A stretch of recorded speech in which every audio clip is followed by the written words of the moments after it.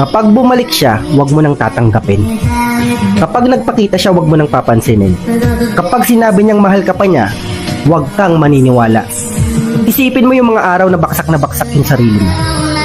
Yung anxiety at depression na iniwan niya sa'yo. Isipin mo yung mga araw na nagsasaya siya sa iba, habang ikaw ay nagdurusa sa ginawa niya. Isipin mo yung mga gabing umiiyak at halos hindi ka makatulog.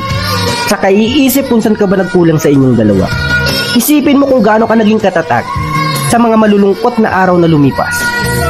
Isipin mo kinaya mong lahat yan nang wala siya. Kaya kung babalik man siya, huwag mo nang tatanggapin pa.